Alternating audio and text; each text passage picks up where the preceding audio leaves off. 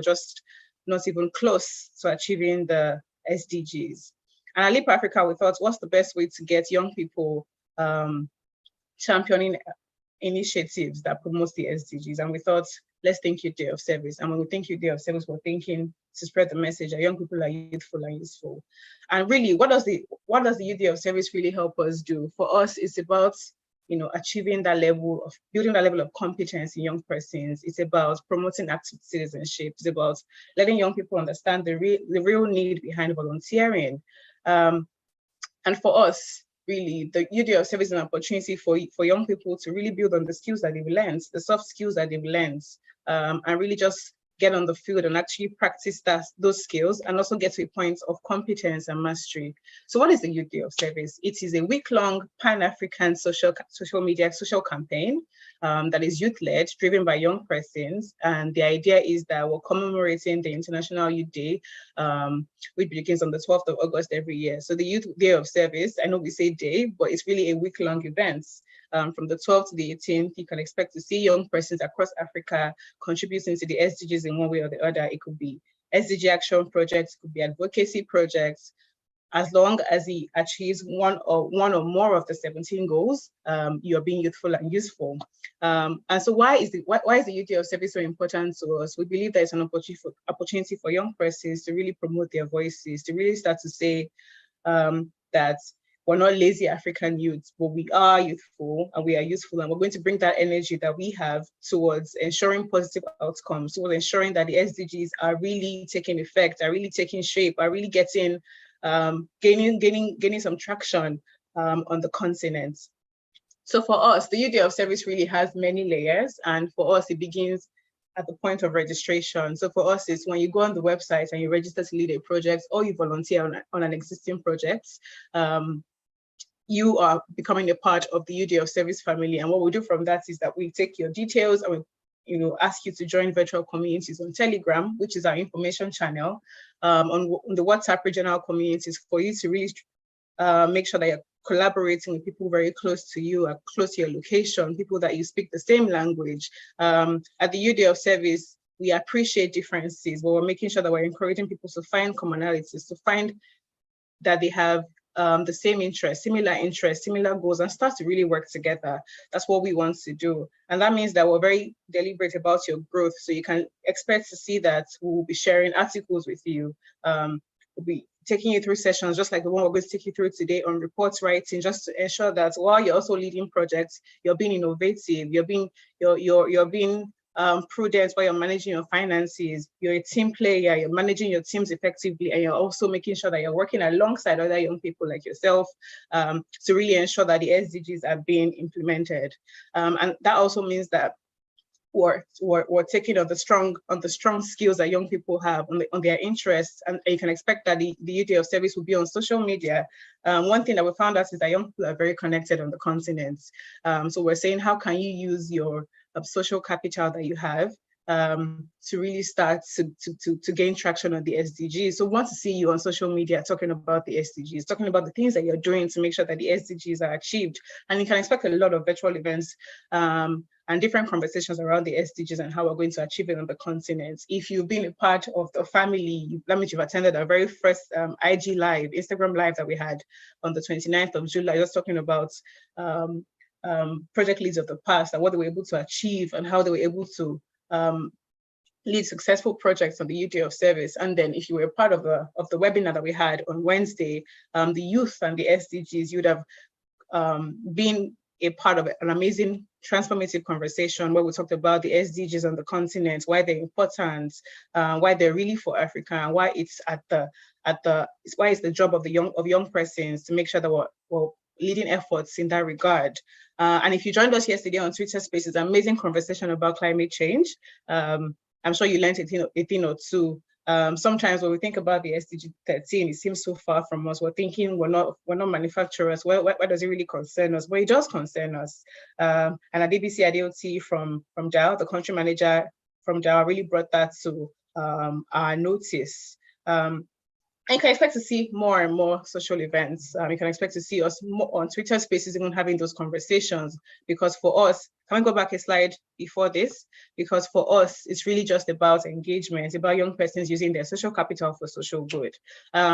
And just so you know, we have great benefits for you, great gifts for you. So you can expect that because you're part of the UD of Services and awards portion. We're going to talk more about that as this goes. So you can expect to be celebrated for the great work that you're doing. So if you're thinking, should I lead a project? Should I not lead a project? Should I be a part of the UD of Service? You want to be a part of that, because one thing that we're going to do is showcase the good work that you're doing across Africa. We're going to spotlight you on our social media, on our website, and also we have a virtual Hall of Fame for those that do great work, and then an award section to cap it all up and to just really celebrate you. So if you're still struggling about volunteering or leading a project, you need to do this. You need to do this. And then finally, we want to learn from you. We want to understand the things that make you tick. So we definitely want to see your project reports and understand how you're able to reach people. We want to hear from the persons that you reached, your constituents. We want to see the great work that you've done. And we're also going to take you through some skills that you need to know just to ensure that you have successful, meaningful reports from this.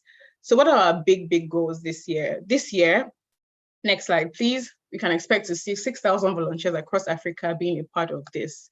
We can expect to see persons from the West, from the East, from the North, from the South, and from Central Africa leading efforts. You can expect to see about 27 countries. Right now, we currently have 23 countries registered and ready to go. So if you're wondering if you have the UD of Service projects in your location, just go on our website. You can get to see projects from Algeria, Ethiopia, South Sudan, Sierra Leone, Kenya. It really is a Pan-African program. We're looking to see how we can reach 1.5 million beneficiaries through this, and we're very deliberate about inclusion. So you can expect to see that we're encouraging female volunteers, female project leads. We're encouraging persons with disabilities to lead and also be a part of projects. And why is the UD of Service so important for us? Why are we so bent on implementing the UD of Service? Is because for us, it's really just to bring an awareness around the SDGs. In Africa, we're very used to saying, oh, Africa is a youthful population, oh, we have a youth boom. But that doesn't necessarily translate into great gains, into economic development and growth if we're not deliberate about the things that affect us or things that affect people that come after us. So that's why one young person is driving the efforts around the SDGs. We want them to be aware about their roles in leading the SDGs, and want them to contribute actively to the successful implementation of the global goals. We also want to bring young people together thinking, we want to bring them together to collaborate on important projects, on ensuring positive outcomes, on changing the communities and the continent as a whole. And we also want young people to understand that the volunteerism is important. Want them to begin to understand that you don't have to wait for your community to give back to you. What are you giving to your community? What are you doing to ensure that people are really feeling your impact? What are you doing to ensure that the continent or the country that you want, the Kenya of your dreams is actualized, the Ghana of your dreams is actualized, the South Sudan of your dreams is actualized? What are you doing? How are you contributing to that big goal? And for us, really, it's about getting all hands on deck. So you can expect to see partners from different industries, the private sector, the public sector, just coming together, and the third sector, the social sector, just coming together to ensure that you're either providing resources, leading projects, or even just using social media, which could be their strong suits, to really push out the messaging of the UD of Service. Next slide. So you can expect a lot of fun from the UD of Service. So at this point, I'll hand over to the next speaker and the host as we go through the program. Thank you, everyone.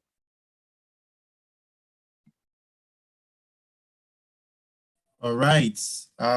Thank you very much, Catherine. That was very useful, and I think that was very inspiring. Many things you dropped there. I can see that even our volunteers and project leads are already excited about what you just said. Thank you very much. Some of the things I think I picked from what you said is that the Youth Day of Service is not just a project, but a message. So you can see that it would be good to have messengers to carry this message all over the world.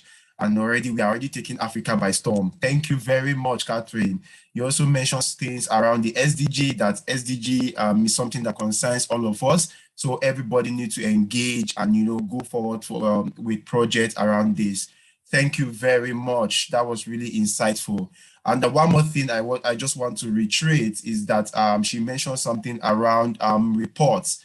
All right, so that's why we are having this session, so that we can also walk you through on report writing, so that somebody once said that anything that is not reported or documented did not happen. All right, so to show that you've really carried out your project, so we want to guide you step by step on how you can do your project and also, report it well.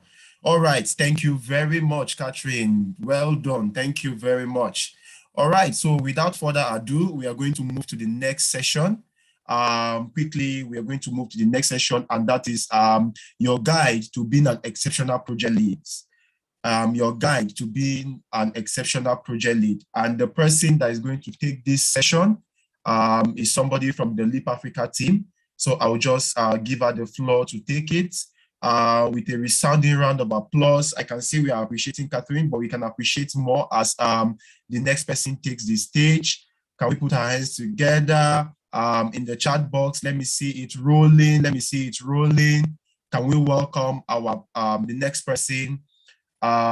Joy Amanabo, Programs Coordinator, Leap Africa, to take the next session. All right, can we put our hands together as Joy takes the stage? Joy, over to you. Thank you so much, Haruna. Thank you everyone for having me. I'm having slight issues with my laptop this morning. It's been happening for a while. I'm unable to turn on my video. I'm so sorry. All right.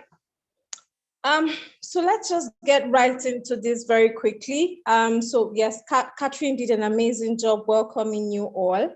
So welcome everyone once again. It's definitely a delight having you all here.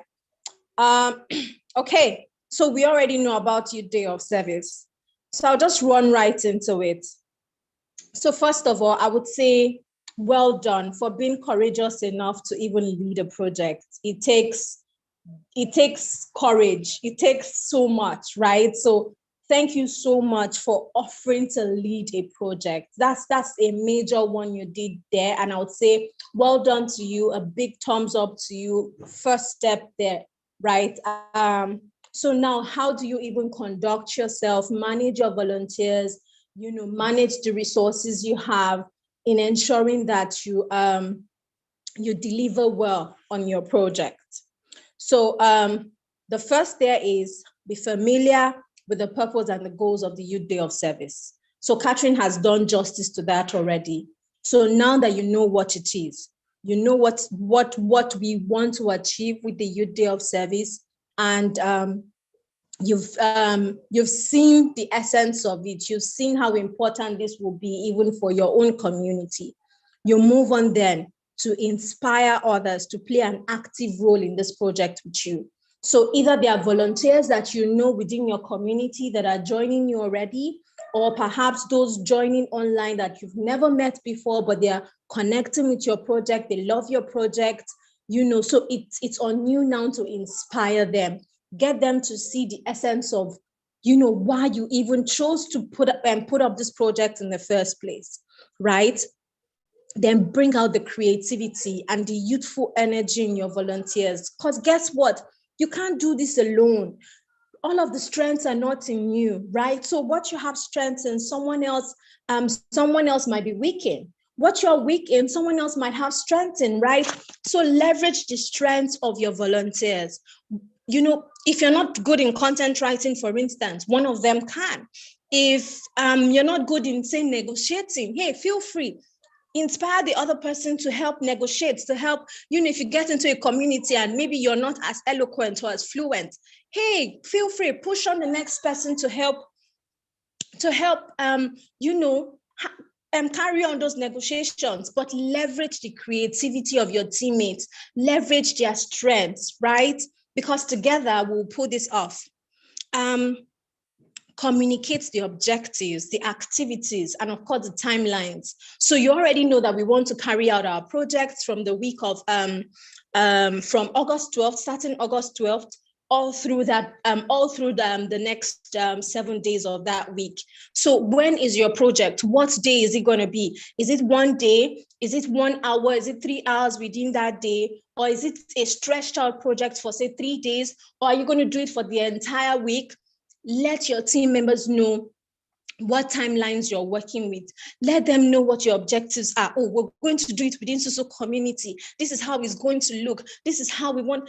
Help them see that big picture so that together they can help mobilize and rally around you to ensure that you carry out something great. Motivate your team to start planning early. Guys, if you wait till last minute, you will shoot yourself in the foot. It's essential that you start planning early because you never know what you're going to meet when you get out there. You think that, oh, maybe when we get there, everybody will welcome us. Why not? Every you're talking already, you just feel like, oh, it's going to be a, walk in the park. And eventually you get there and you're stunned by how people respond to you. Like maybe they don't even need it. And you're thinking that, I thought they would respond like they don't need it. And you then have to find ways to handle things here and there. So it's essential that you start planning early so that any of those risks that come up, you can mitigate them in good time, right? Collaborate with your team in designing and executing your project. So work hand in hand. Yes, you have come up with the objectives, but the metrics as to how you want to carry out all of this to achieve the objectives, put it before all of them. Let it be there before, let everyone have an opinion. Oh, I think we should do it this way. I think we should do it this way. Look, you're not the mother of the ideas, right? As much as, yes, you took the courage to take the lead, know that, like I said, it's not just you alone. So let others have an opinion. Let them have a say at it. Go with others. Go with others. Identify the beneficiaries of your project and update your team, right? So now you know where you want to have it. Have you gone there to even interact with the people just to be sure, get a sense of how they're thinking about it? Let your team go with you as well, so that you're not just the only one who knows what's going on, right? Let them go with you as well. And oh, yes, of course, it's essential that you're meeting with your team. You can't take meetings out of this. If you must make it happen, you don't wait till that day to meet. Starting early also means that you need to start having meetings. So schedule meetings, right? How often do you want to have meetings, considering the timelines that you have? If you have about a week left to implement your project, does this mean you guys will have to start meeting weekly? Or do you want to start meeting once in 2 weeks? Where do you want to meet, right? If you have your volunteers physically present in that location, do you want to be meeting maybe at where it's going to happen, just so that you can interact with the people over there? Or if your project is a remote project, right? Do you want to be meeting? What platform are you going to be meeting on? You want to clear these things out and ensure that you're actually communicating with your team, so that on that day, when people go awoof on you, it's not because, so the thing is, if you've been carrying them along, they won't go awoof on you, right? So you don't come out and you're surprised when nobody comes. When nobody comes is because you've not been telling them anything and they're not sure what's going to happen there. And that's why they don't end up coming out. But if you start carrying them along, right, you have those frequent meetings, that helps a lot. Of course, assign roles to your team members. So like I said earlier, you can't do this yourself. So you don't want to be the person doing the content, be the one discussing with the stakeholders, being the one discussing with the vendor, being the one going to the market to buy this, being the one. Please don't do that to yourself, right? Delegate tasks, give people different things to do. For instance, this call in itself already shows how we've tried to assign tasks to people. So we have Haruna as our host. Haruna would have said, you know what, let me do all of this. I already know it, so let me carry it on. But hey, we had Catherine come up, talk to us about Ydos. I'm here now talking about this. Just people taking up different aspects of it. It makes it richer. It makes it beautiful.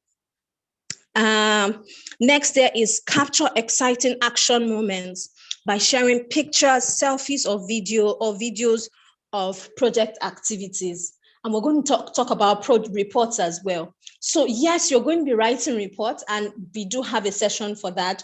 But outside, yes, including writing, pictures are essential. If you do not have pictures to back up what you've written, it's almost as if it's as if it didn't happen.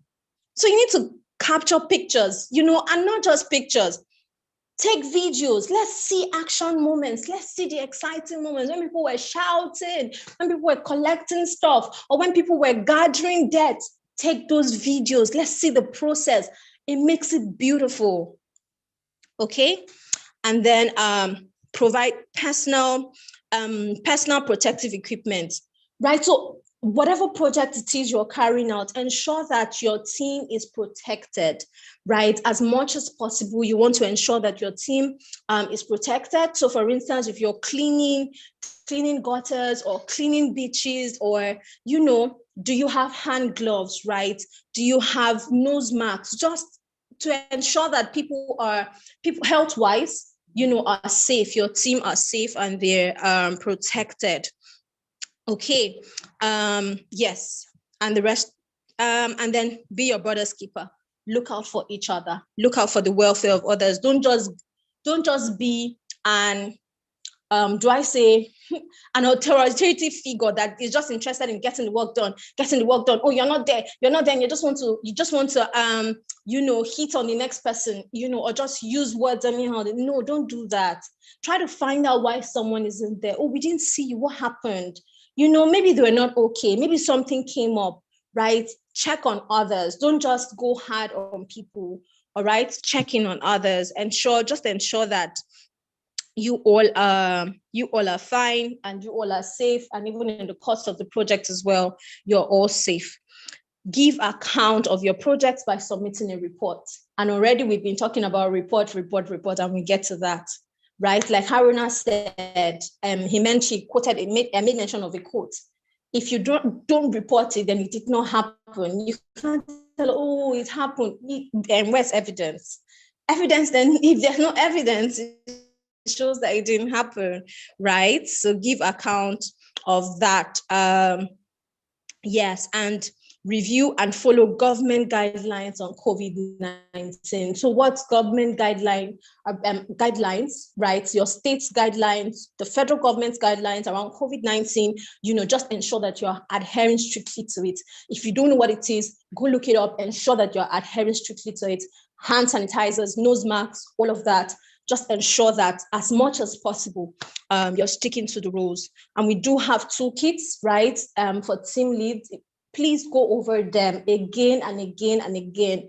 Make them your handbook for this season of implementing projects. And with that, I'll say thank you so much for this opportunity given to me. And I wish you the very best. Oh, we do. Yeah. Okay. Absolutely. So in taking videos and pictures, like I said, so beyond just having them and beyond even just reporting them, feel free to tell your story. Put it up on your social media handles, tag us as well. If you look through our toolkits, you'll see our hashtags. While we are on this call as well, we'll be putting up our links to our social media handles. So as you're putting those pictures up or videos up, tag us to them, right? Let us know what you're doing. Tell the world what you're doing. Put it up on Instagram, on Facebook, TikTok, Twitter, LinkedIn, wherever you are. Let the world know what you're doing. Guys, see, volunteering and carrying out projects opens doors. I mean, I can't even start preaching about that a lot. They open great doors to you. So leverage it, right? And tell the world how much of a difference you're making within your community. Thank you all so much. And I'm truly grateful. Thank you for your time. Over to you, Haruna. All right, Joy. Thank you very much. Thank you. That was very, very inspiring, amazing, and straight to the point. In fact, I've just been nodding my head. I've been writing down many things. I can't wait to implement my project. Really super excited right now. I'm super pumped and super excited to move forward. Guys, can we appreciate Joy? Just a quick one. Let's appreciate Joy. Let's tell her thank you, a round of applause, a thank you, a well done in the chat box. Please, can we just do that? Joy, thank you very much. I think I picked many things from here, and I'll just talk about one or two. Guys, you can't do it alone, right? You can't do it alone. Can you just leverage, the strength of your team? You don't have time. You can't do all, right? So leverage your team members, engage them. You don't know that people want to do work until you actually delegate something to them and they will step up, right? This is an opportunity. Why there is an opportunity for you to hone your organizational skills, and also to build that community that you want to build, right? All right, well done, Joy. Thank you very much. One last thing I want to say is understand the purpose of the YDOS. All right, the purpose is to, build a community and raise agents that will be selfless, all right, that will contribute to their community. So understand this purpose and also send it to your team members. Without this purpose, definitely abuse become inevitable. So you can reach out to us to ask questions. You can go on our website, the YDOS website, to read about any information that you need. All right. All right, thank you very much. Thank you very much. Yeah, thank you, Catherine, for that. Thank you very much. So before we move to the next session, I would just quickly want to see in the room, in the chat box, can you just put in how your experience has been so far? Just a quick one, just in one word, from the session with Joy and the session with the welcome address with Catherine. How has it been for you? Can we see that in the chat box? Quickly. All right, insightful, Renee, right, amazing, marvelous, exciting, enlightening, wow, instructive, wow, thank you, impressive, great, fascinating, awesome, encouraging, that's awesome, that's good, impressive, that's really great. Seriously, I'm inspired. Seriously, I'm impressed, and I want to implement my project. All right. While we are doing that, can we also reach out to our team members? I can see the number is at a good place, but we can do more. Yeah, Mimuna, you're on the call. Thank you for joining, engaging, right?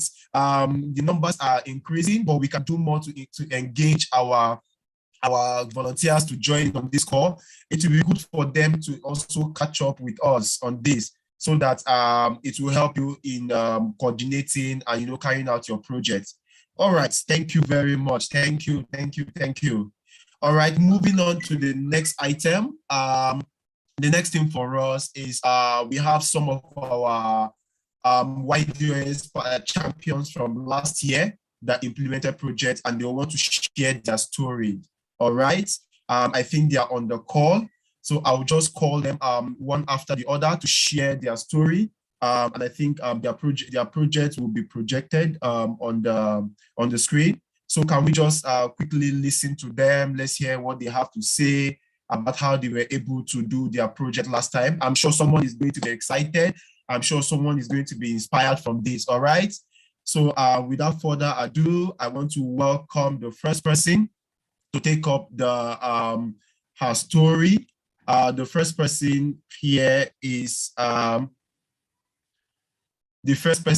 Anita Ude. Anita Ude implemented her project sometime last year in Imo State, Nigeria. Is Anita on the call? Can she be unmuted for her to just briefly talk about her story?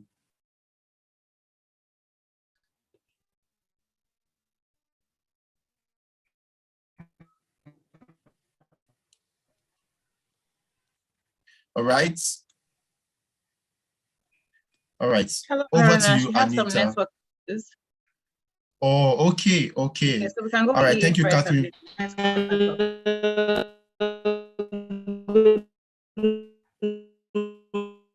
Oh, wow.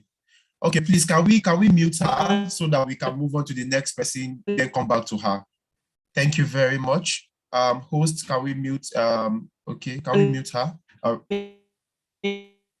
wow, she's still speaking. Okay, Anita, if you can hear us, we'll get back to you. I think you're having a bit of network challenges over there. We'll get back to you shortly.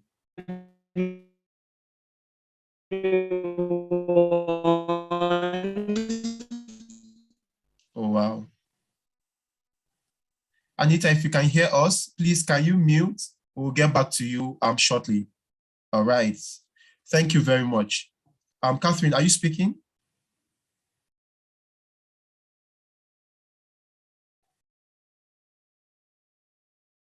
Hi, Catherine. No, I'm not Harina. Oh, okay. Okay. Thank you very much. Okay, so we'll move on to the next person. We'll come back to Anita immediately after this person. Okay, the next person that will be sharing his story. Ebuka was in a project sometime last year, and he'll be sharing his own story. All right, over to you, Ebuka, to share your Ydos story from last year. Thank you.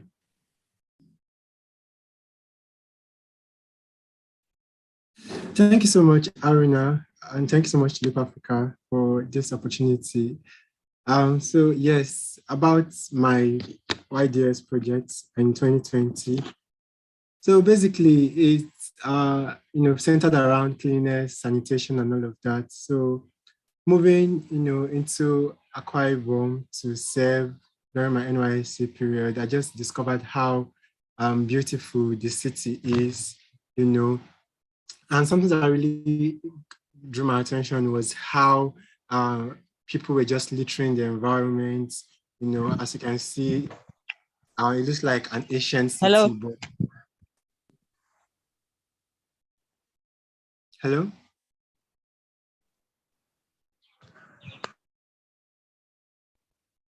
Okay.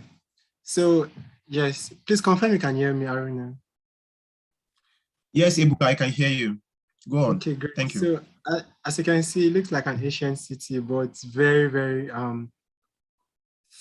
beautiful and, well structured. So I just, when I heard about the Youth Day of Service, I was like, what can I do to even help the situation or even bring to their awareness? Because I saw that people were doing it from the place of ignorance. So I decided to register for this project, a Cleaner Akwa Ibom project. And, I first of all was wondering how I would get people to work with me because I know I can't do it alone. And so I discovered that even Ydos have a platform where you can even get volunteers by putting up your project. So I was able to get project volunteers. And at some point, I even had to stop. I even had to appeal to them, to Leap Africa, to stop, to close my project from people because the volunteers were coming in, too many. So I just needed to work with about 11. And so I worked with 11 of them, but something really, something big really happened. And this is because 2 days to my project, to the implementation, I had to travel. And so hearing Joy speak about carrying your volunteers along and even delegating tasks to them, I just realized how that really played out for me because I needed to travel. And if I had not carried my volunteers along, the project would have not happened. But then it happened because I just stayed online. I was just supervising online and everything happened. I mean, if you check all the pictures from the project, you will not see me there because I left Akwa Ibom 2 days to the event. But my project volunteers were even able to implement this. And at some point, I started giving them titles like co-lead. So that gave them like a sense of responsibility. And so all of us were able to, put, our best foot forward. The design you're seeing here was designed by someone. Another design, we had like 2 designs, was designed by another person too. So everybody came in with their different skill set and we're able to merge all of it to implement the project. And talking about funding, so when I started, I was really blank as to how I'll get the money to get this, what they call it now, trash bags and all of those things, because it's one thing to teach people how to keep the environment clean. It's another thing to give them those materials that they can use to, keep those trash that they want to litter on the floor. So we had to even distribute trash cans and bags and even, hand gloves, because we even had to, work inside the gutter, remove those debts and all of that. So, we had to get money for all of that. We had to use cardboard paper to inscribe the action words we wanted to communicate to the people. And, all of those things needed money. And so I was confused, and I decided to, leverage my network. And so I decided to reach out to friends, family, and I told them about the idea, and they started donating little things. Some donated 500, some donated 1,000. Everybody donated something, or some people even referred you to another person that can help. And with that, we were able to raise money for the project. And so that was how we were able to implement the project. And, until today, the volunteers and I, we still communicate. We're still even thinking, how do we even want to do like a part 2 of the program, of the project? I know that I'm implementing another project this year and somewhat different because I'm not in Akwa Ibom, but some of the volunteers in Akwa Ibom are even saying, Ibuka, how do we want to, expand this to Oron, to other tiny cities in Akwa Ibom, because we executed this in Uyo. So that's basically how my project went. And thank you so much, Arena. Over to you. Oh wow, thank you, Ebuka. That was really inspiring.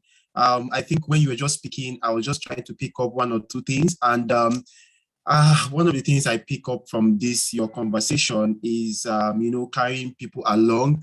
Even you had to leave, you didn't plan to leave, but you found yourself leaving, and then still the project, you were able to manage the project. And then another thing again I picked from your conversation, or from what you just said now, is that you guys were thinking sustainability. You thought beyond the project. It's not just about coming to cleaning. You're thinking about sustainability. Okay, what if we do this project and leave? These people need to have something, the leather bag you talked about. That was really insightful. Well done, Ebuka.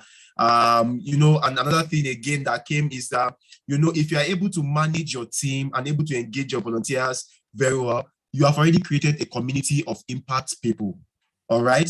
Ibuka just mentioned about how he can just move on to other things. He can speak with people, they are still there, his team are still there, he can reach out to them. So that ecosystem of change makers that you want to build, that you want to reach out to them anytime, any day, they are always, they will only be there if you actually do the right thing. All right. So let's take dressing from what Ebuka just shared, and be open-minded. Let's talk with our people. Let's engage our volunteers. People are ready to work. All they need is inspiration. What they need is motivation. And what they need is people that understand them. All right? So speak to them. Don't shout at them. Talk to them and encourage them. And you'll be surprised at what young people will do. All right? Well done, Ebuka. All right, moving on to the next person. I think Anita she's back. So can we unmute Anita? Okay, she's even raising her hands. Okay, Anita, over to you to share your own story. Please, quickly and straight to the point. All right, thank you. Good morning, everyone. Hello. Good morning. Good morning, Anita. Good morning. I can you hear me? I'm sorry about the other time. I'm actually standing by the road now because of network, so I'm going to be very fast. All right. All right. In 2021, I came across Leap Africa advertisement for project lead team to come up with a project to participate. So I thought about, do we go to work? And I remembered Uguta Lake. Now, Uguta is a community that places to oil. It's an oil producing community. Also a big lake that could be harnessed, and it will benefit the community socially and economically.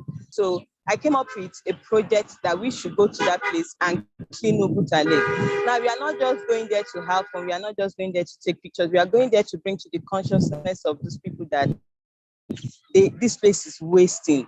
And Uguta is known for restiveness among young people. They are ready to fight anytime because they keep feeling marginalized by the government. They feel their entitlement, they don't get the benefits they deserve as an oil producing community. So every now and then they are angry. Even when people go there to implement projects, they just come after you. They feel you've collected money from the oil companies or you've collected money from the government and you're just coming to use them to shine. So when we developed the project, I called my team. I have a team of people that whenever I call on them, they are ready. Wherever I tell them, let's go to, they are ready. They are committed.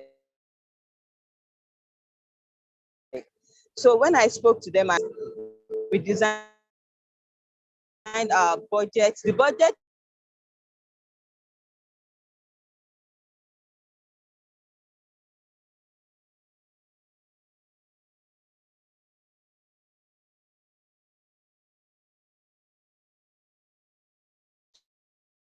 was actually less than 100,000. So we decided to write letters, big businessmen in town for support.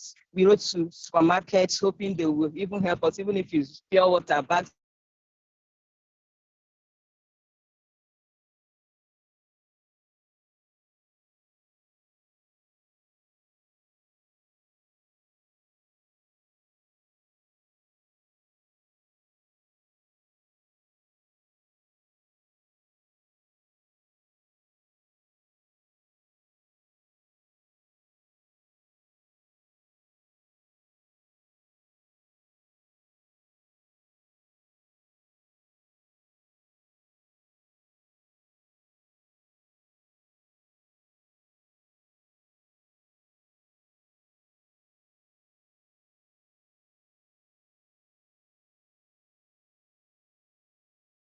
Sorry, everyone. Please, I just want to confirm. Is it just me that can't hear Anita? Is it just me? She's gone off her now. Oh, okay. Thank you very much. I was wondering whether it was my network. All right. I think we'll just exercise some patience with Anita. We'll be moving on. Hello? Yeah. Hello? I'm still here. Anita. Someone muted me. I'm still here, please. Oh, wow. So sorry about that. Okay, can we quickly run through your session, please? Yeah, okay. Because we are having okay. So no problem. So we tried getting people to support us. Our budget was just less than 100,000. At the end of the day, we couldn't get support because they said it's a government project. And the one that even managed to support us as that we just contributed money and we did our banner. Meanwhile, we had so many things. We were looking beyond that. They were looking at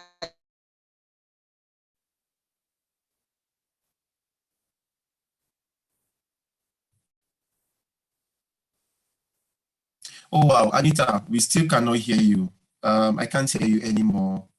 If you can hear me, I can't hear you. Sustaining the message. So we wanted to make something, we need to do something about this place. But at least that was how we came together. We contributed some 500. We just contributed amongst ourselves, bought refreshment, bought gloves, bought face masks, and we moved. Honestly, it was amazing. Getting to the place, we started cleaning, and the other youths, because we already had a partner.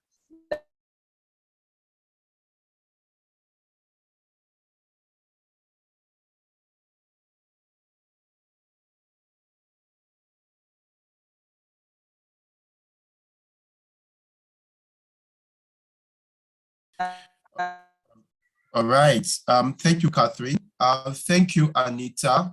I think we got, for the most part, we got what you were saying about your project. Maybe you might want to drop quickly, just type in some key insight from your project and just put it on the chat box. All right. Thank you, Anita. And well done for implementing an awesome project in Imo State. Thank you and thank you. All right. Moving on to the next thing, but quickly before we move on to the next thing, I just want to just get a sense from the room, from the story you just heard from Anita and Ebuka. Please, what stood out for you? What stood out for you? Quickly, item. What stood out for you from Ebuka's session and Anita? What stood out for you? All right, guys. I'm looking at the chat. Okay, collaboration. Awesome. Yeah, there was collaboration. Yeah, project management skill, team coordinate. Okay. That's yeah, the communication between. Sorry, I missed that. So Okay. at the end of the day, they all came out. Sustainability. Yes. Oh wow, yes. Anita. Okay, Anita, Yes. thank you very much. So sorry, we moved on. Sir. So sorry, we moved on. You can just type in. You can just type in the rest of the insights on the chat box so that people can be inspired too. Thank you. Thank you. Thank you. All right. Thank you organic too. fund. Yeah, organic fundraising, motivating each other, persistence. Awesome. Yeah, you can see that in our project leads, and that's one of the things that help them to implement an awesome project. All right. So moving on, we are going to questions and answers, Q&A session. Ebuka is already on the call. I think his video was on a few minutes ago. So Ebuka is a program officer in NIP Africa and is also co-project lead for the YDS project, and then he will be responding to our questions. So if you have your question, you can put it in the Q&A session. I'll read from the Q&A session, and then we might have chance to give one or two people to ask their question. But for now, I'm going to read the first question, and then if you have questions, please type, and then we might give room for one or two people to also ask their questions. All right. So Ebuka, can we please welcome Ebuka with a round of applause? Ebuka, can we see your face? I think I saw your video a few minutes ago, or a few seconds ago. Ebuka, are you there? Ebuka Ikuna. Is it there? Okay, yeah, Ebuka is here. All right, Ebuka, thank you for joining. Okay, so Ebuka is here and he will be responding to some of our questions. I can see question on the chat box. Please put your question in the Q&A box. You can see it at the bottom of the page. You can see Q&A. Please put in your questions. All right. So Ebuka, the first question here, I'll just going to read out to you is, please, how can I be a member of LEAP Africa and how do I get platforms for volunteers for YDOS? That's the first question from Baby Sola. Sorry, Haruna. I don't know if you can hear me. Okay. I would like us to take the report writing session first and then have questions from both sessions after, just so we can move better that way. I think that's easier for us, and for questions that will come out of that session, we can take it all at once. Okay. Thank you. Thank you. I think this helps. Oh, all right, guys. So we're going to take a pause on the Q&A on report writing. And you can take the slide back. Is the section on reports writing. Thank you very much. Guys, with a resounding applause in the chat, can we welcome someone from the LEAP family that will be speaking to us? Can we welcome our manager for the monitoring, evaluation, research, and learning team, Hope Obanwoye. Hope Obanwoye is the manager of our monitoring, evaluation, research, and learning units, and she will be leading the session on reports writing. Please, can we welcome her as she take over the stage? Hope, over to you for your session. Hi, Aruna. Hi, everyone. Good morning or good afternoon. It's past 12 now. Good morning. How are you doing? Thank you for the resounding welcome, and well done to everyone. The project leads, thank you for registering. Thank you for bringing yourself to work, to doing the great work that the YDOS represents. So today I would be taking a knowledge session on report writing. I'll try to make it very brief because of time, but all in all, we're just here to really share how you can participate fully, bring yourself truly to what the YDOS represent. You can go on to the next the next slide, please. So I like that we had the session where the previous participants got to share about their experience, because one key thing that happened was they documented, and that's why they could come here to share their experience, share what happened during the entire event last year. And I'll probably drop the link in the chat box. And one key thing is, if you look at the previous reports we had for last year, you see that some stories were documented. We shared some stories from around Africa, and the Ogunta story was actually featured in the YDS report. We've used that same report to engage all of our stakeholders throughout the entire session we've been having with them. Why am I telling you this? If they did not document their journey, if they did not document their story, if there was no way for us to know that they did what they did, or they did amazing jobs last year, then they probably would not have a slot to say their story or even in the report. So this session really is to explain to you the importance of even documenting all of the things that you're doing. So we took the time to put that out in a very detailed, form that you're going to be given probably at the end of this particular session. You can just go back to the first slide, right? So a form is going to be shared with you as a project lead. And one reason why we've taken our time to actually do this is because we find that, people tend to take on different formats of report writing. We wanted to have a unified format. And like Haruna said, if you don't document it, it didn't happen.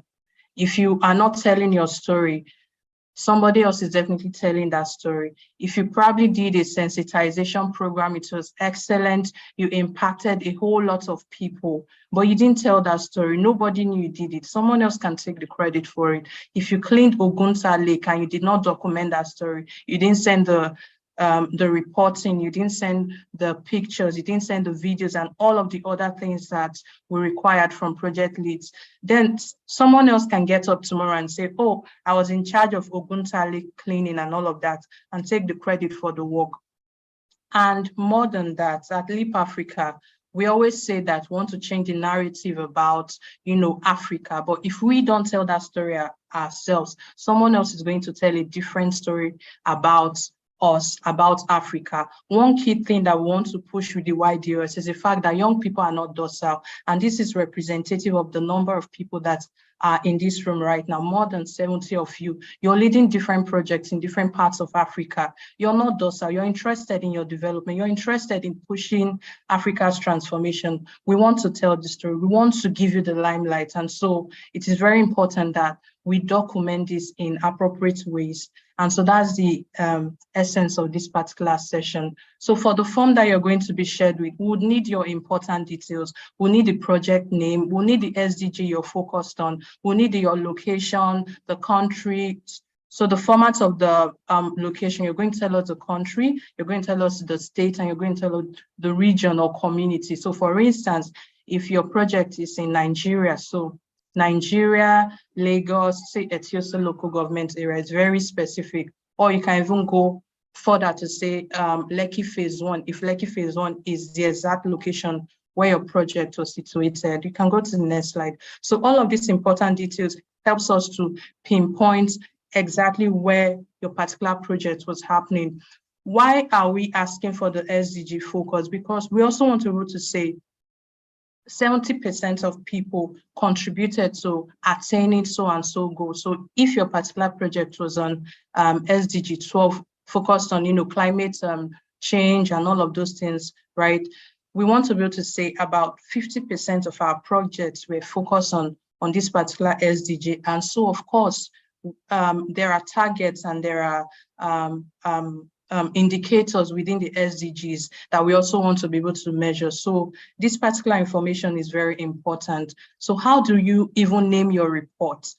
Because you're probably more than 100 of you that are going to be doing different projects, and we want to be able to identify you. So what kind of project are you doing? So if, for instance, your project is focused on water, right? You have water projects. For instance, right? I say water project to be very generic. If it was a sensitization program, you can name it the specific sensitization program. If it was Clean Akwa Ibom, then your project name is Clean Akwa Ibom, then underscore the Sdg Focus, underscore the specific country. So this particular slide that you can see on your screen tells you how to name your reports, how to name the pictures, and how to name your videos. So the project name first, then the Sdg Focus, and then the country, and of course the type of file. If it's a picture,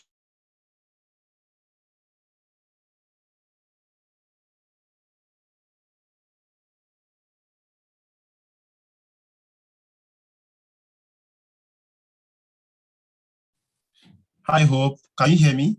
I can hear you now. Sorry, my video just went off. Yeah. But I think you are back now. Okay, Yes, you can proceed. Thank you. You can move on quickly to the next screen. So this particular screen that we just discussed is talking about naming your project. Now, the other very important thing is the particular form that we've shared with you, or we're going to share with you, has different sections. So you're going to talk about the project, you're going to talk about, the social impact of your project and all of that. But about your project, we want to know, what problem are you solving? What's your problem statement? So at Leap Africa, our problem statement is very simple. Our problem statement is that there's a leadership deficit in Africa, and so we want to bridge that gap, right? That's our problem statement. So whether it's in young people, currently within our strategic direction, we're focused on youth, and so our problem statement is the deficits in leadership and soft skills in young people. It's our problem statement specific. If your problem statement is that there is, environmental pollution in a certain area, just make it very crisp and very simple, right? Then describe your project. Your project description is how you want to solve that problem. What's your idea? So if there is skills deficit in Africa, for instance, how did Leap Africa decide to solve that problem? Is through leadership, right? We know that leadership is a very good way to spur young people to action. And so we have capacity building, we have, different projects in different thematic areas. So describe your specific project. What kind of resources are you using for this project? So if it's a cleanup project, you're going to be using resources in terms of tangible resources, right? Tangible resources, you're going to need sanitation materials. Are you going to hire people? How many volunteers? You call that human resources, and all of that. So the next thing you're going to be talking about is community support. We also want to know, were you able to get support from your community? What's the cost of the particular project? Now, part of what you're going to learn as you go through this journey is that you're going to exchange influence with a number of people, with all your stakeholders. As Joyce said, right, you're going to have to communicate very effectively with your volunteers, but more than your volunteers, each community that you're going to be working in, you're going to have to exchange influence with those community members. There are going to be gatekeepers. How do you exchange influence with those gatekeepers? So for instance, the Ogunta story, Anita's story was featured in the YDOS report, and it was a very interesting story for us because she mentioned that, the area boys there, they were very key stakeholders, and she had to engage them and exchange influence with them before she was allowed to actually carry out the project with her team. So exchanging influence, that part about community support, how did that go? What's the relationship like? Project cost, how much are you spending? Yes, there is opportunity for seed fund to be provided, but of course, we may not be able to provide all of the money you need, but how much did you use? And of course, what kind of challenges did you encounter? we know that it's not going to be a smooth ride. We want to document your journey as it is. We don't want to say, oh, you went to this place, it was a smooth ride and all of that, because in documenting these stories this way, you're also giving hope to the next young person that even if you encounter this challenge as you're trying to implement your project, this is a way out for you. So in documenting your challenges, you're also documenting the way out. We can move on to the next slide very quickly. Thank you. So this particular section will tell us everything about your project, from how much you spent to what the project was about, to the challenges. And of course, we want to understand the impact. So in even documenting your story in the project impact, how many people benefited? So how many people you're going to disaggregate by gender, you're going to disaggregate whether persons living with disability, you're going to disaggregate by age if possible, right? How many community members benefited from your project? How many community members benefited from your project? Then feedback from the community. You want to know if whatever you did was good. So for instance, still using the cleanup at the Ogunta Lake, right? After cleaning up the entire lake, removing the debris and all of that, there's cleaner water for the community. The waterways is free. There are more fishes now because that cleanup was done. What's the community benefit? You need to go back to those communities and ask them.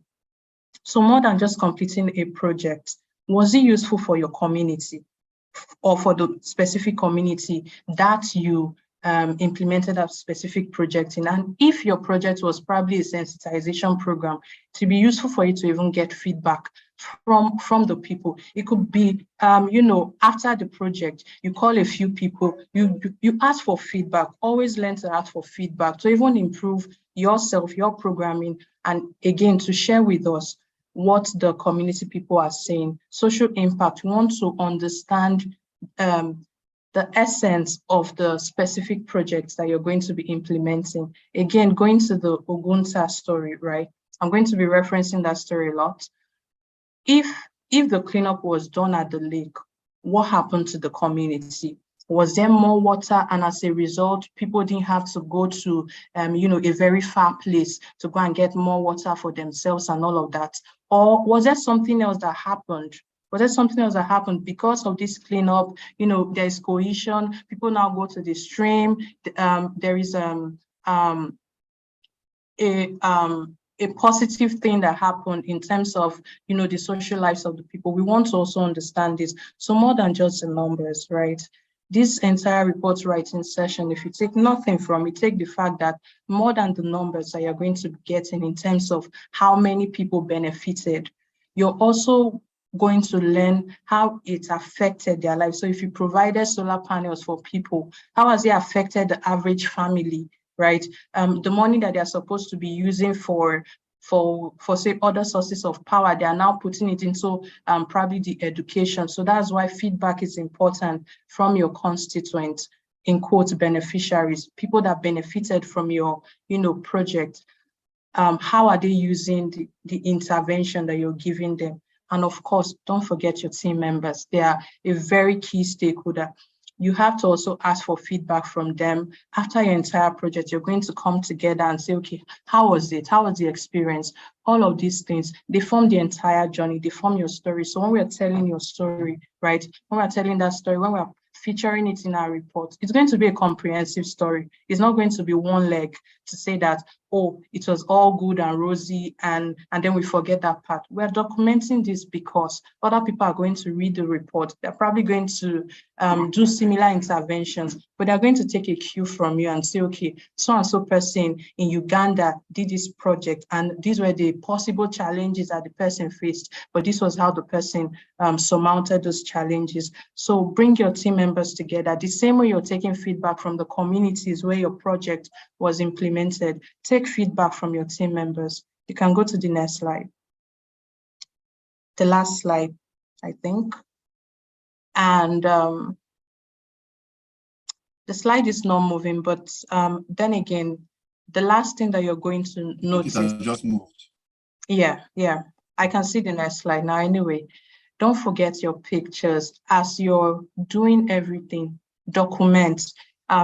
this generation, we can easily go on social media and share some of our stories, but more than social media, I know you're going to tag Leap Africa, I know you're going to put it on LinkedIn and all of that, but our reporting template helps us to document it, because at Leap Africa, we're very big on documenting our journey. And of course, this is our 20th year. So we're bringing together amazing stories in different formats. We have, storybooks of impact stories over the years. We're writing a lot of things. If you're able to put in the right pictures, the right videos, fill this template well, your story could be featured. Your story could be featured in any of these places. So just saying that, list out your team members, all of them, within that reporting template that is going to be provided to you. And also don't forget to take pictures, don't forget to share the videos. And if for any reason you have any question, please drop it in the chat section. I don't want to take more time than necessary, but please, documenting your story is very important. I'll always make reference to the previous speaker, Anita. Her story was well documented last year, and it was one of the stories that we featured in the 2021 report. And when we're in Kenya, when we're trying to even get the partnership with Dow and some of our partners, her story was one of the stories that we shared. And they saw the reports, it was evident there, it was amazing. And so if your story is going to be featured in our publications, more than just social media, it has to be documented in a way that we in-house, we can follow your journey. So take us through your journey. How did it start? How did you construe the problem statement? How did you think of it? What did you want to solve? All of these things, take us through that journey. And if possible, of course, your personal details, you can also provide it. We might reach out to you for more details if we need. Thank you so much, Harina. Handing over to you now. Thank you. All right, Hope, thank you very much. Thank you very much for this session. Very, very clear and very, very insightful.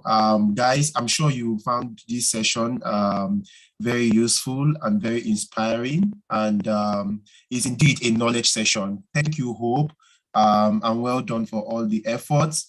So just quickly before we move to the next session, okay, I can see in the chat box the reporting template is live on the website. That's from Catherine. Can you see that?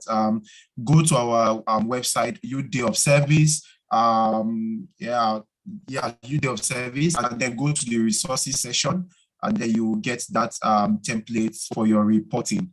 All right, Hope, thank you very, very much. I think our people, our project leads, our volunteers are well acquainted with how we write our reports right now. So before I go, I'll just, before I move to the next thing, Ebuka, we're likely moving to the next session on subgrants so that we can take the questions at the end.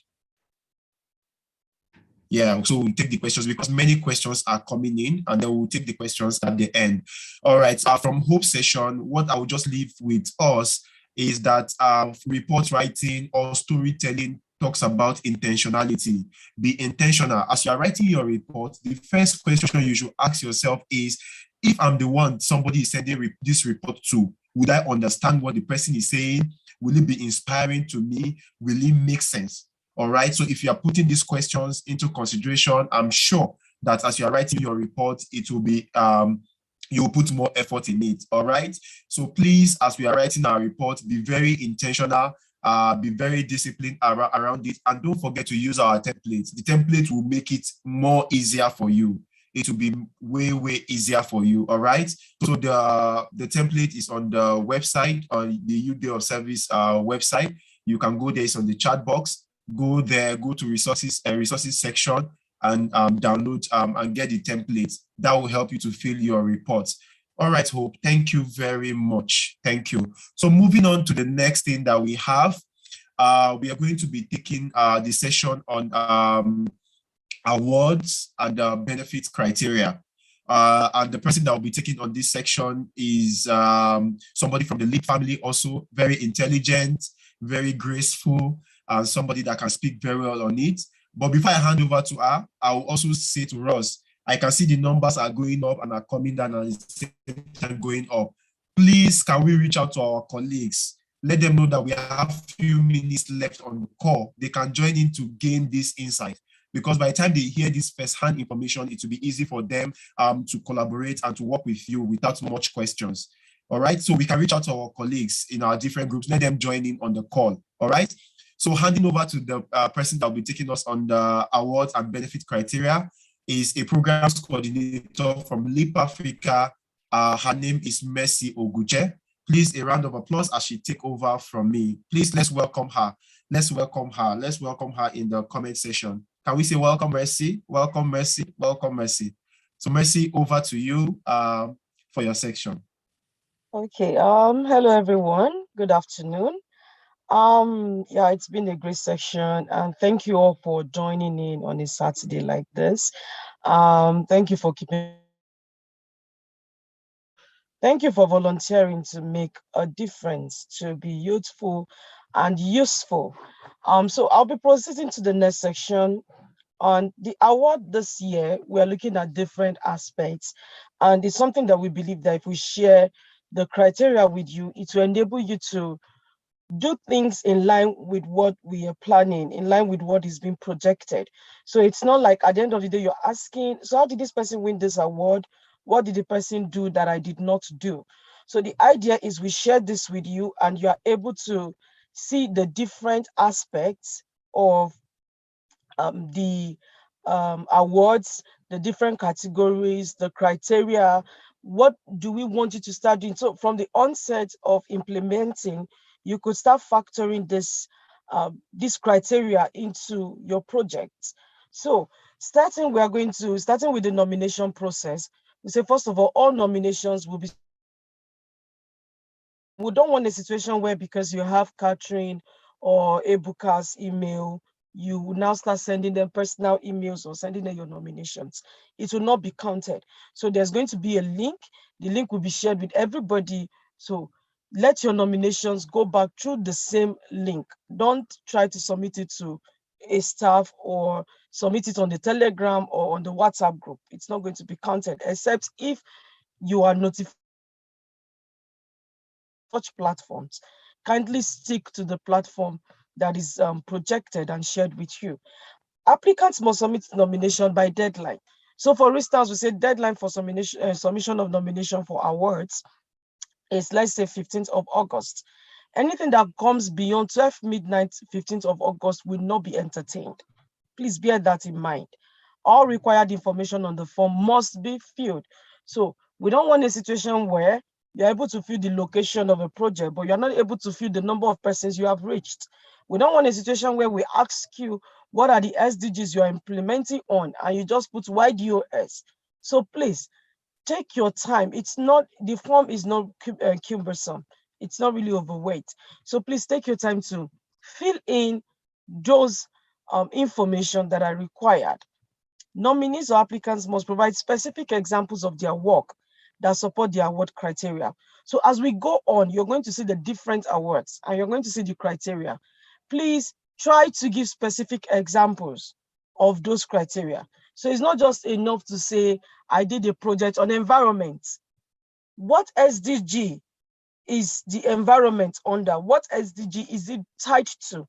So you cleaned up the environment. You did a sensitization on the need for clean water in the community or on the need for proper waste disposal.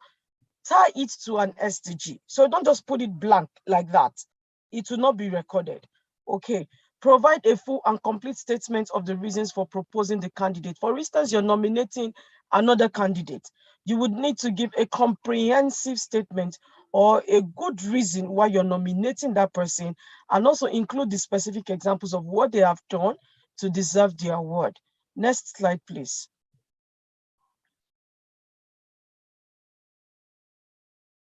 Okay, so these are the award categories. So we have 5 categories here, because these categories have some things in common. For instance, on the SDG Champion Award category, some points are going to the SDGs under planets. What are the SDGs on the planet? We have SDG 6, 12, 13, 14, 15. And what are they? Clean water and sanitation, responsible consumption and production, climate action, life below water, life on land. Now, Somebody might have a project that actually covers up to 3 of this. Someone else will have a project that covers up to 4 of this. For instance, when you say planting of trees covers what? Responsible production and consumption. It covers climate action. It covers life on land, isn't it? Now, that is just one project covering different aspects of SDG. You're doing environmental cleanup. What is that? We're talking, and then doing probably sensitization of clean environment or recycling. It covers SDG 6, it covers 12, it covers 15, even climate action to a large extent, because everything we do now is tied to global warming in one way or the other, and it also affects proper waste disposal. Recycling comes into it. So if somebody is having up to like 4 SDGs on their project and someone is having just one, you can see the disparity. So just in case you're asking tomorrow, what did that person do? He did just one project. I also did one project. How many SDGs did your project cover? So Catherine took you to a beautiful session on the goals of YDOS. Looking at this criteria to enable you to, okay, do I need to expand my idea? Do I need to get more volunteers so I can be able to do more? So I think you can see the awards projected. So I'm just going to, so there's Sdg Champion Awards on Prosperity, which is covering 7, 8, 9, 10, and 11. Renewable energy, economic growth, industry and infrastructure, reduced inequality, sustainable cities. Everything is linked together.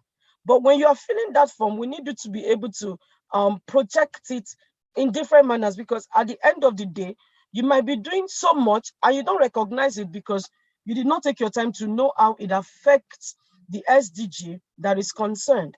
Another one is the SDG Champion and Partnership. This is looking at 2 major aspects. Now, we are going to talk about the remaining scores on the next slide, because I know you must notice that SDG here is 5 points. So there's just 25 points here per project. But when we get to the next slide, you will see where the remaining points are coming in from to make it 100.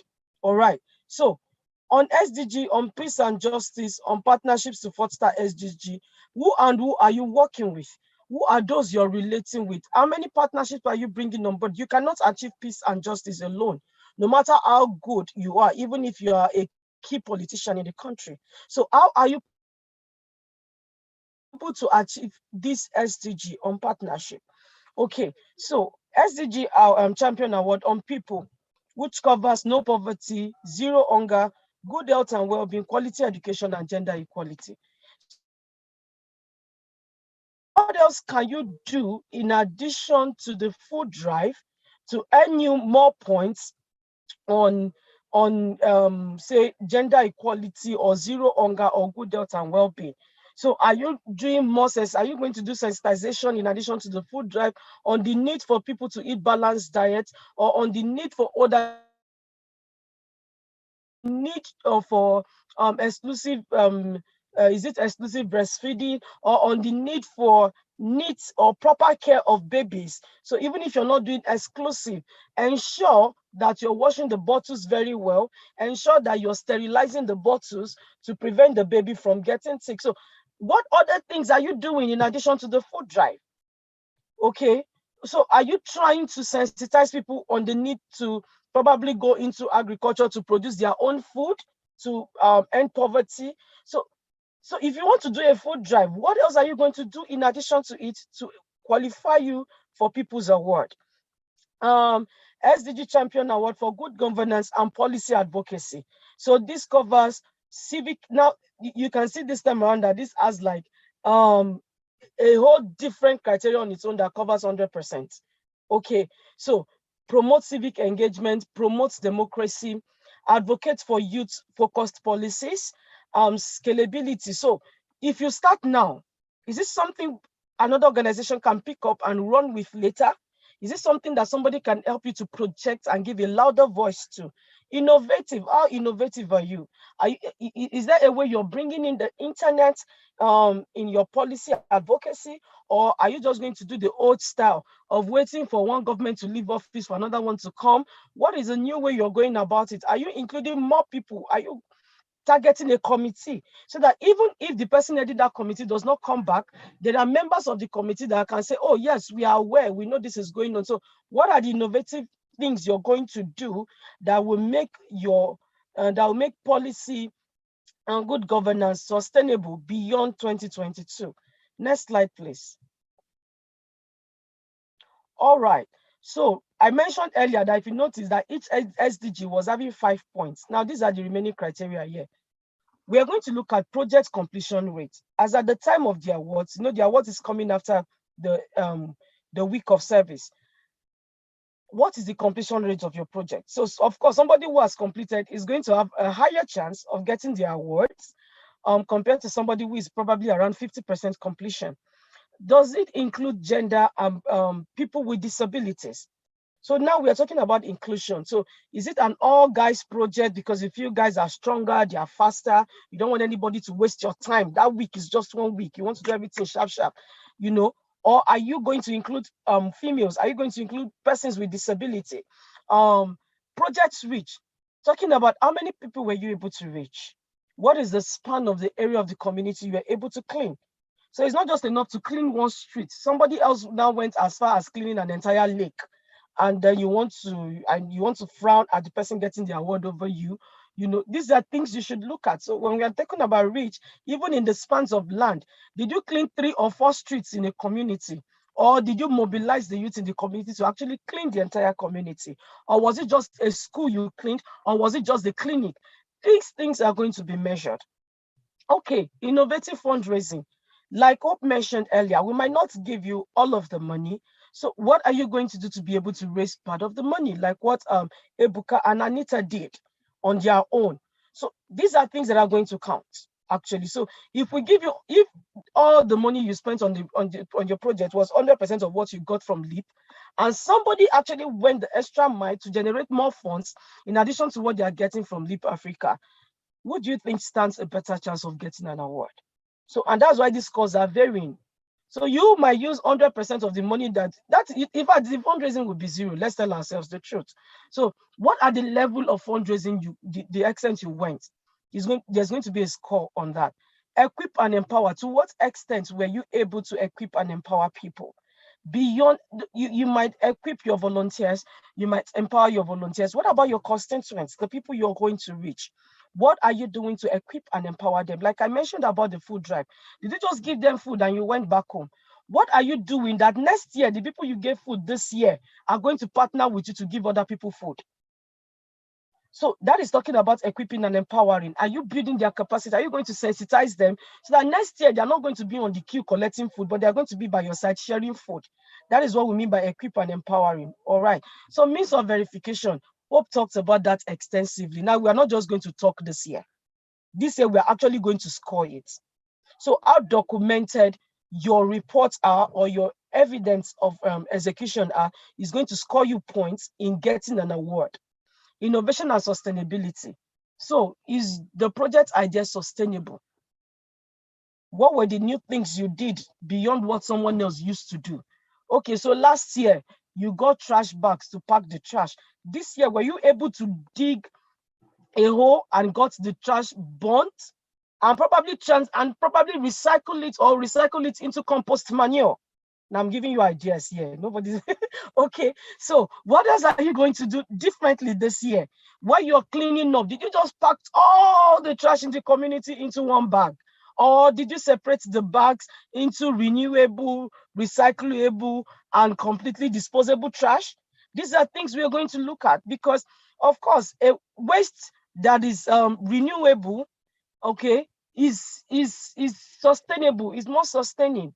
And then the project you're doing this year, okay, is this something that is different from what they have been doing, or you're going to borrow Ebuka's idea and repeat it, or because Anita cleaned Oguta Lake, you're going to look for somebody should give me an example of a river now, or maybe Jabi Lake, and you say you're going to Jabi Lake to do cleanup. What are you doing differently beyond what they did? What are you bringing in? Okay, so these are things we would like to see. Okay, so you are doing tree planting. Beyond tree planting, are you going to do sensitization on the importance of curbing deforestation? Or while you are planting trees, people should keep cutting trees so that next year we give you money to plant trees again. What are you going to do that will get people to plant trees?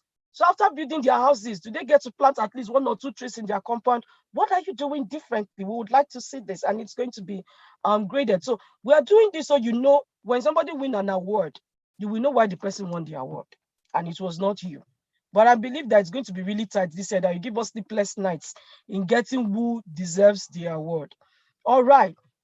So, YDOS Champion Award for Active Citizenship and Community Service. We are tagging this the Youthful and Useful Award. This is the awards of awards. This is the awards that is going to cap everything. And one award is going to a region, just one award to a region. So one is going to the East, one is going to East Africa, one is going to West Africa, one is going to South Africa, one is going to Central Africa. Knowing fully well how many you are in Nigeria. And then looking at Ghana, looking at Benin Republic, looking at Togo, what are you going to do as a project group to make you win the Youthful and Useful Award in West Africa? So we're going to be looking at sustainability. Okay. Okay, so yeah, North Africa came on board this year. So yes, we're going to include that. And award we go as a when we started planning this, we did have a project, and so North Africa is included. So we are going to look at sustainability. So can the community own your project and run with it? Can somebody else own it and replicate it in another community? Okay, is this something that an organization can look at and say, oh, we can take this up as our civic responsibility. We like this idea. We would like to contribute more. Can you, so it's part of what we're going. So innovation and scalability, what new thing are you bringing to the table? Okay, beyond tree planting, what else are you doing that can be scalable? What else are you doing that can project what you did more? All right, online participation. We have had webinars. Okay, we have had Twitter space.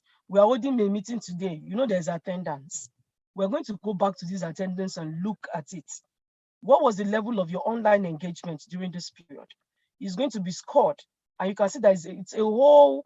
It's a whole 20%. So your online participation and engagement. So you can also choose to contribute. You can choose to be whatever. I'm okay with what they say, Sarah, and you're just there, or you're probably incognito. You're online, but you're not with us. These are things we're going to look at. So just in case you're saying, but I attended all the meetings, someone who attended and actually asked questions or made contribution is going to stand a higher chance of scoring 20% more than you did. Impact, what the number of people you were able to reach, the number of trees you were able to plant, the number of streets you were able to clean, the number of persons in the communities that attended your sensitization, these are your outputs. And the higher the impact, the higher the score. Partnership, you cannot do it alone. You cannot do it alone. So who are you partnering with? So when you're submitting your report, we would like to see the persons that you partnered with in achieving your goal. So thank you very much. Thank you very much. Thank you very much. All right, Mercy. Thank you very much, Mercy. That was really enlightening, and I think that gives clarity to many of the questions I've been seeing in the Q&A. And thanks to Catherine for answering most of the questions from the participants. I can see in the Q&A section, many questions are there, but Catherine was gracious enough to answer virtually all the questions. All right, thank you very much. All I got from Mercy is that you need to do things differently. You need to go the extra mile. You need to stand out for you to benefit from this award. What are you doing differently? Are you equipping people? Are you empowering people? Are you just innovate? Think differently, right? So if you can think differently, I'm sure you have a higher chance of getting access to this award and benefit. Thank you very much, Mercy. And I'm sure our participants are really happy. Yeah, and, thank you very much. Thank you very much. All right. Without wasting much of our time, the time is fast spent. I can see you encourage your members to some of your colleagues to join in. The numbers have increased. Thank you very much, guys. Guys, we can do it. We can do it. We just have a few minutes left. All right. So Ebuka is on the call already. We've delayed Ebuka for so long. So Ebuka is just going to respond to these frequently asked questions. And then if there's any need for us to answer maybe 1 or 2 questions, we can do that. All right. So over to Ebuka Ukuna, Program Officer, NIP Africa, for to answer some of these questions, and then also respond to any questions that you feel have come up either in the chat box or in the Q&A section. All right. And then after that, we'll proceed to next steps. Yeah. Thank you very much, Ebuka. Over to you.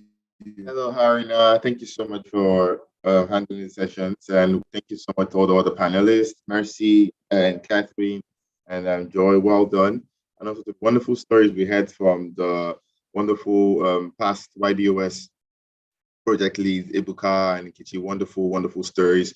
So we have some questions on the chat box on the Q&A, and we've had 23 questions, and Catherine and I have been able to answer some of those questions.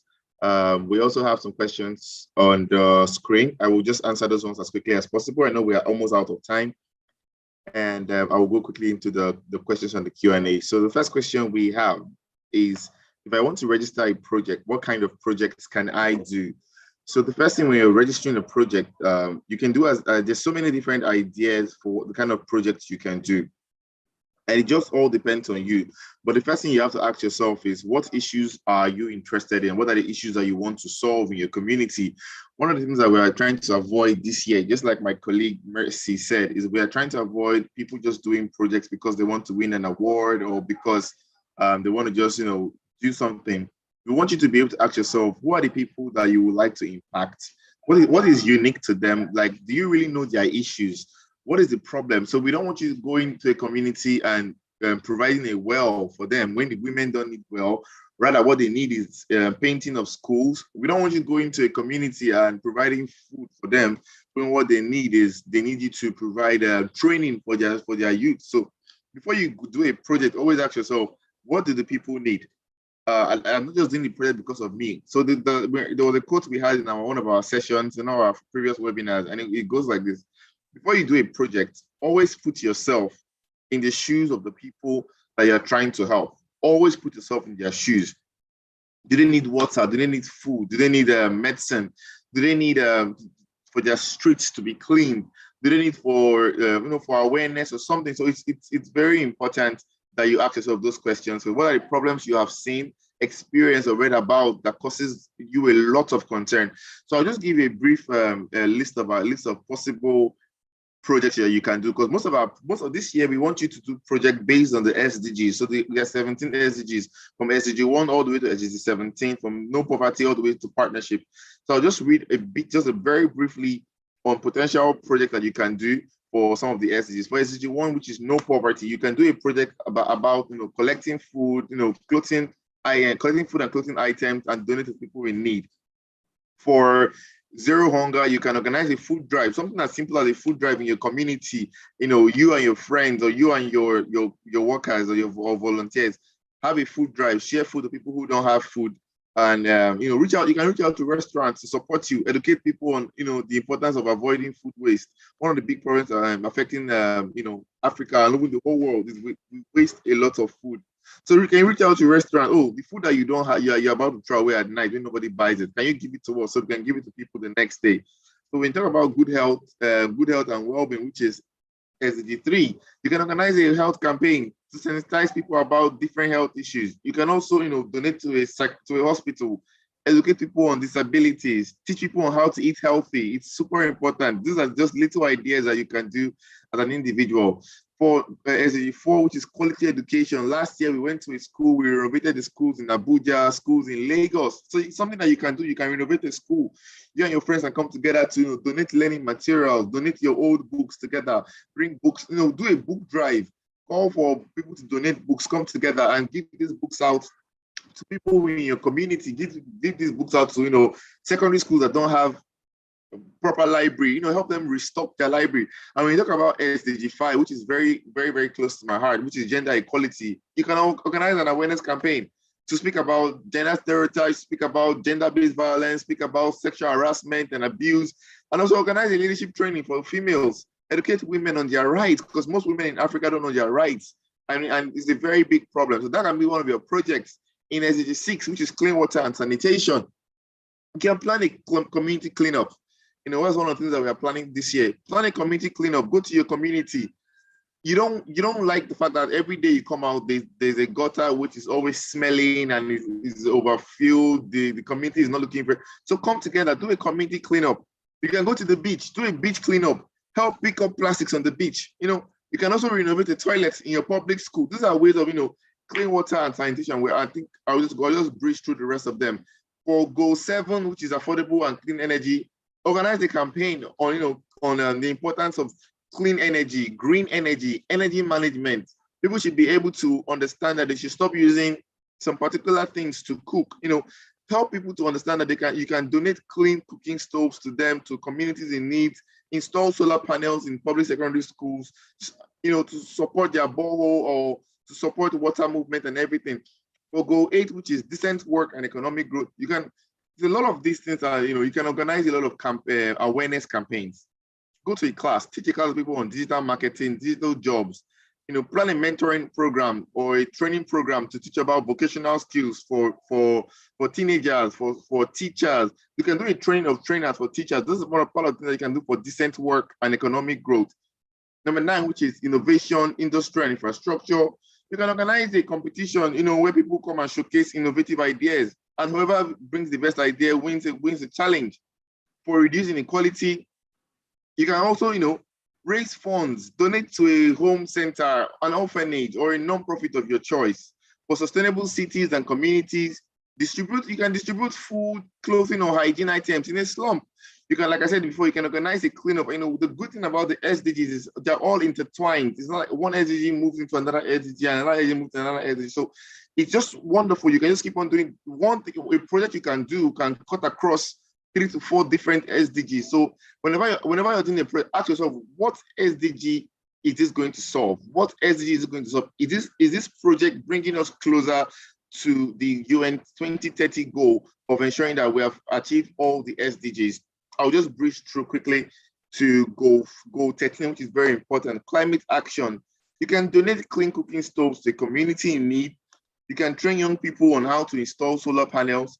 And you can also provide or donate solar panels to the community as we're trying to move away from fossil fuels into clean and green energy. It's super important. These are kind of projects that you can do, you know, raise awareness, educate people on all of that. So I'll just go quickly lastly into the last one, which is goal 17, which is partnership for the goals.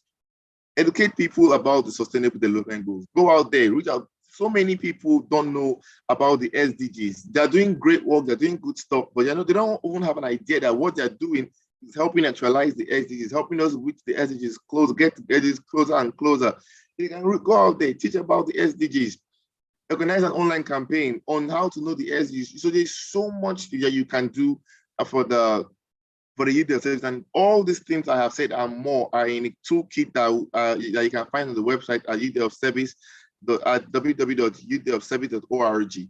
I think the next question, I will just go quickly, is how can I get volunteers for my project? So once you register a project, what you can do, once you register a project on the Ydos Service website, and volunteers are also registering to be part of projects. So volunteers will be, you know, have the opportunity to choose what projects they would love to jump on or what project they would love to be part of. So you always get a volunteer for your project. If you don't get any volunteers for your project, kindly reach out to us at ydos@leapafrica.org. The next question is, do the Ydos Service volunteers receive financial assistance or benefits? For volunteers, currently we don't have any financial assistance for volunteers, but for project leads, we have a bit of financial assistance, like Catherine has said on the chat box in the question and answers. We have a bit of, sorry, just to confirm if you can hear me, Harina. I can hear you clearly, sir. I can hear you. Okay, yeah, just wanted to confirm if you can hear me. So for the Ydos Service volunteers, like the question was, do they receive financial assistance? No. Some of our project leads will receive financial assistance based on our partnership. We have a partnership. We have partnerships that are focused on SDG action projects, and those will be given more priority in terms of funding. The YDOS is to encourage youths across Africa to ensure that they do projects, not necessarily for them to we are not necessarily a fund giving. This is not a fund giving program, but this is a program that encourages you to think out of the box. You know, sometimes we're always asking ourselves, oh, I want to do a project, but I'm lacking funds. Funds is the last thing that you should be thinking of.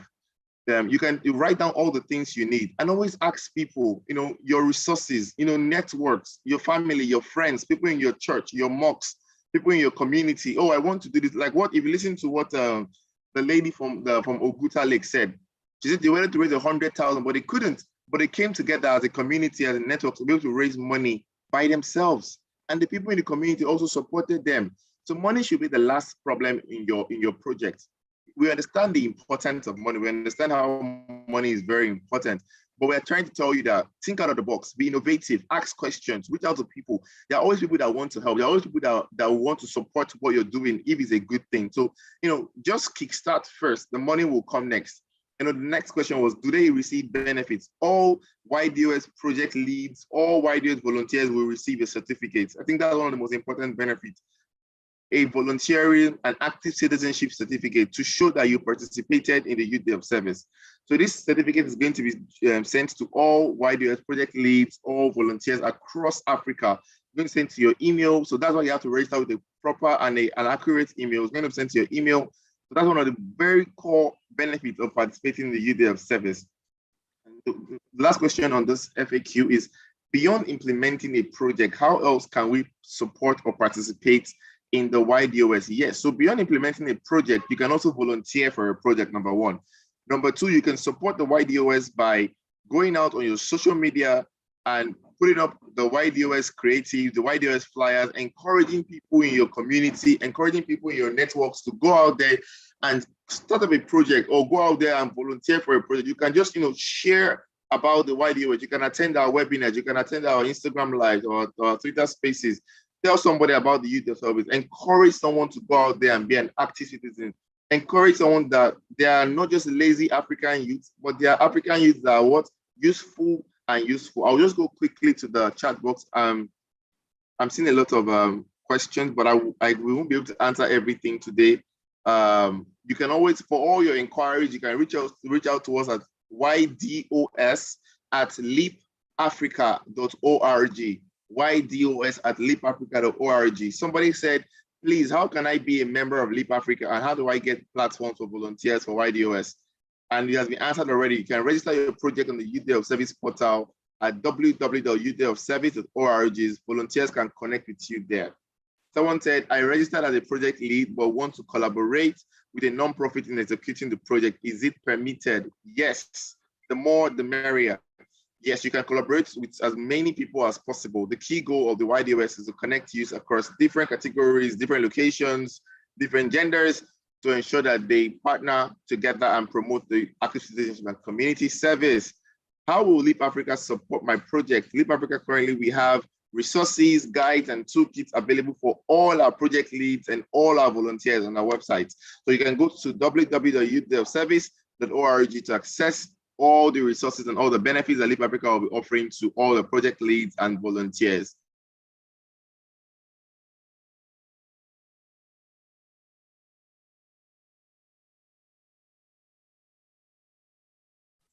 All right, Ebuka, I can't hear you anymore. I'm not sure whether you're still speaking.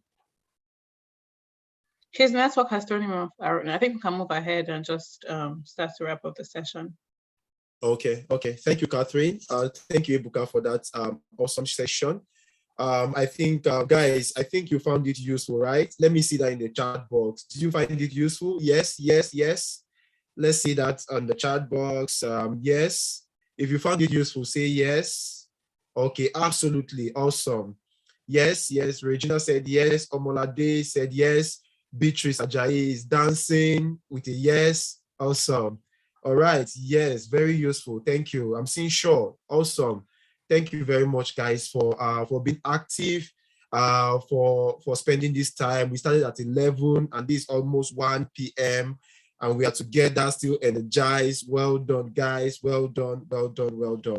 All right. So I think we are moving on to the last part of it, and that's to the next steps. I'm not sure whether Ebuka is still here to give the next steps, but if it's not available, I think Catherine might be gracious again to share the next steps with us. But before she take the next steps, I just want to say thank you guys for joining. It has been an amazing time with you guys. It has been very good. I like your energy. I like your engagement. Beatrice, thank you for saying that. I think Catherine mentioned that. Can you please put in the chat box that you are youthful and useful? Youthful and useful. That's our anthem, youthful and useful. Can you put that in the chat box as we use that to welcome our amazing project lead, Catherine Busari, to take the next steps? Youthful and useful. Can you put that in the chat box?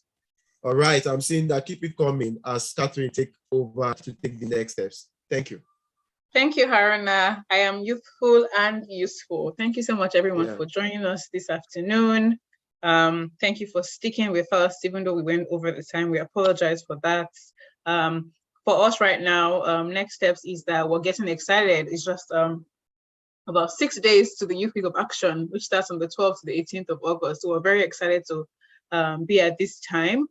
Some things to note: we have some sub-grants for the SDG 12 in Nigeria. That's sponsored by the Bear Sectorial Group. So if you still have plans or ideas around the SDG 12, project ideas around the SDG 12, please feel free to send a project proposal or budget to the YDOS email at ydos@leapafrica.org. You have to send this by tomorrow. It closes tomorrow, people. So let's take advantage of that. 300,000 Naira is up for grabs to run and implement a project on SDG 12. So we're looking forward to having that.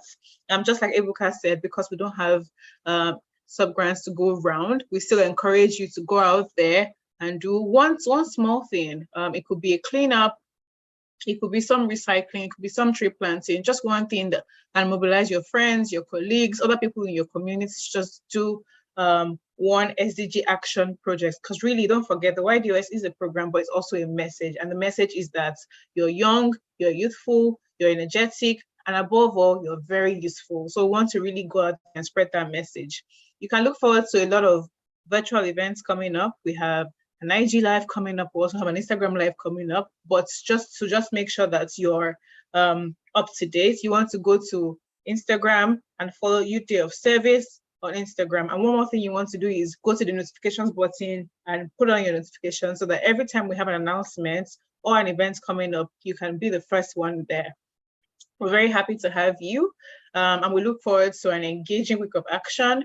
Please don't forget the things that have been shared today. If you want to get an award, you have to send in a report. If you did not document it, then it did not happen. Those are very key things that we spoke about today. Report writing, very important. You want to document that. You want to take pictures. You want to take videos, high quality, very sharp. Something that you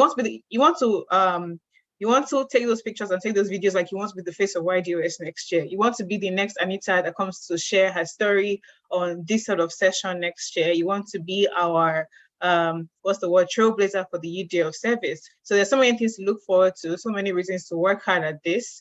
And we're right here to support you. Just going to repeat this again. YDOS email is ydos@leapafrica.org.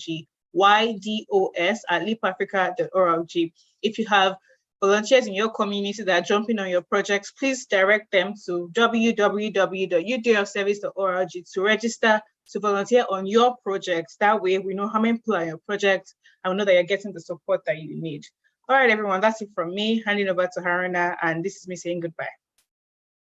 All right, thank you, Catherine. Thank you, Catherine, for those next steps.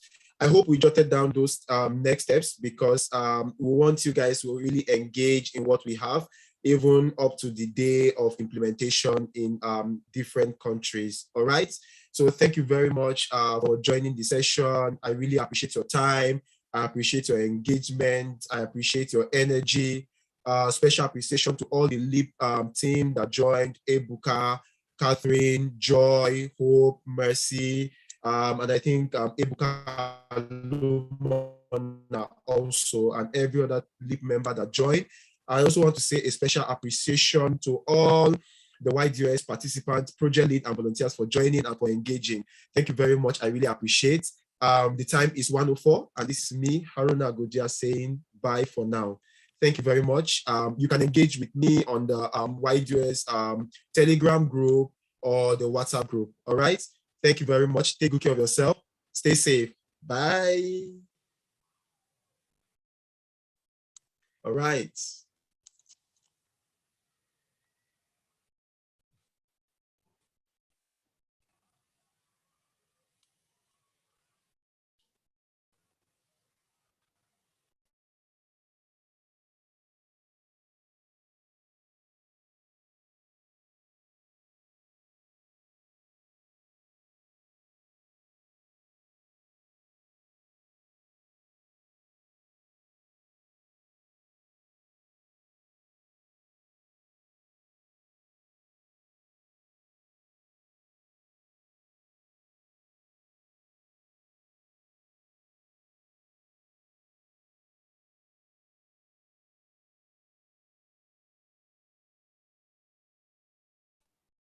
Sorry, guys, I can't hear the sound.